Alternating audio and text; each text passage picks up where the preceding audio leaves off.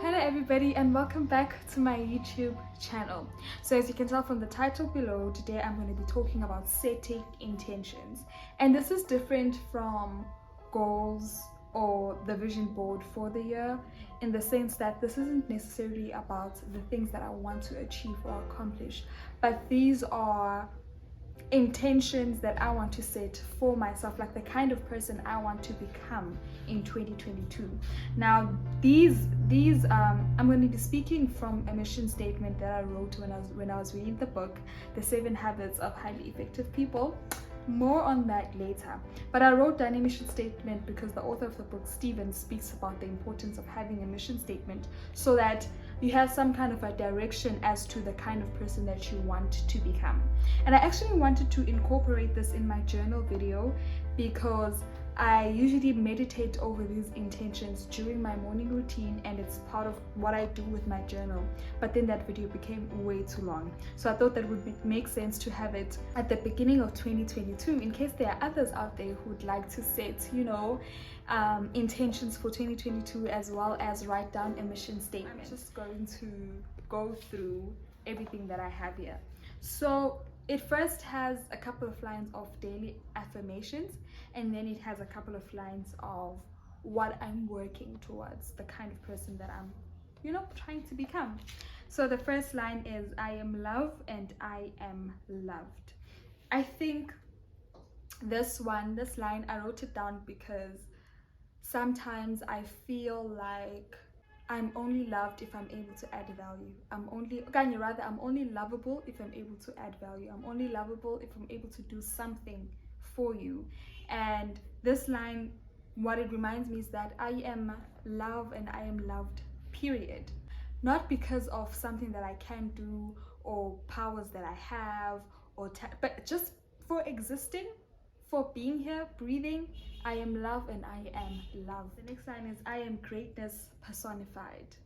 Right? I think we all are greatness personified because we all have been put on this earth with a set of gifts and talents that make us great. And I am beautiful, smart, and capable. Right? This one is pretty self-explanatory. And also I am smart. It's with this whole smart part and intelligence part, there are so many metrics and measurements out there.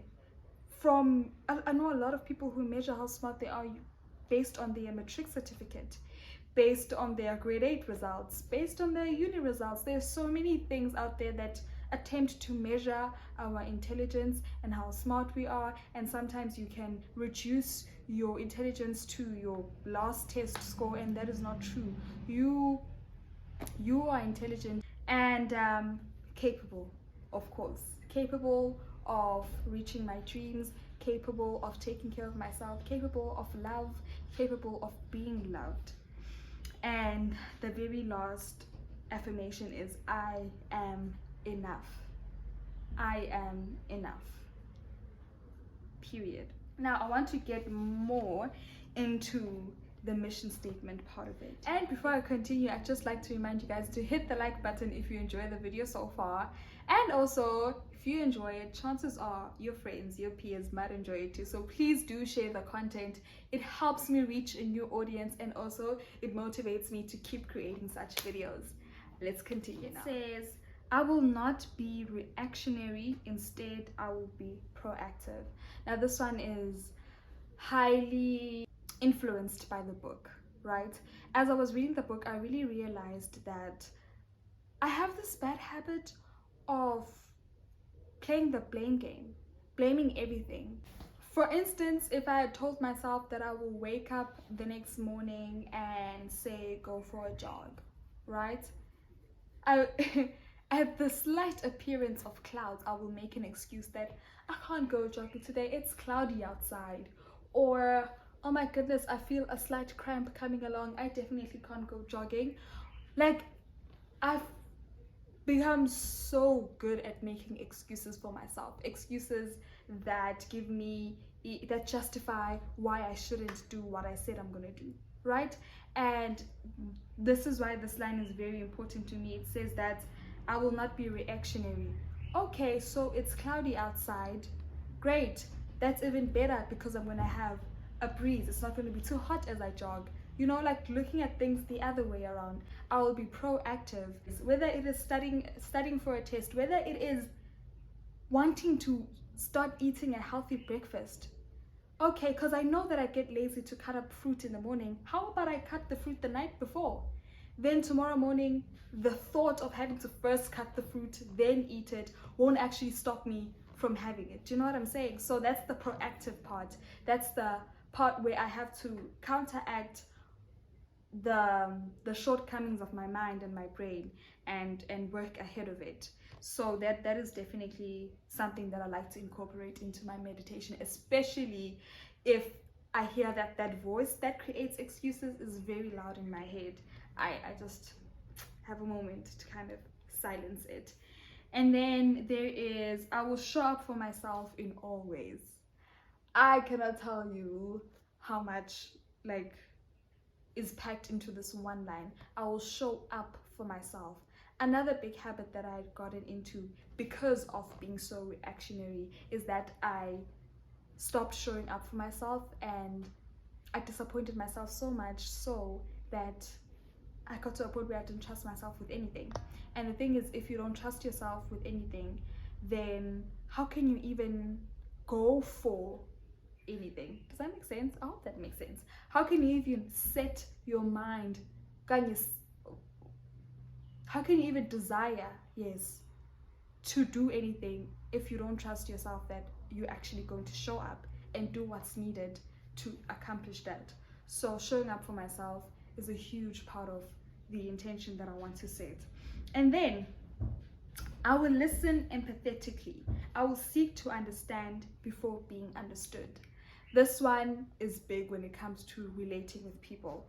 I think empathy is the answer to so many of our problems on earth, because people will forever have conflicting views, okay? And the thing is, we all walk our own walk and our own life and our own experiences, so you will never get to a point where you know what it's like to be somebody else, and that's where empathy comes to play. I want to be a person who seeks to understand first, right? Instead of always wanting my point to come across first. How about I try to first listen to the person and genuinely listen and genuinely try to understand where they are coming from.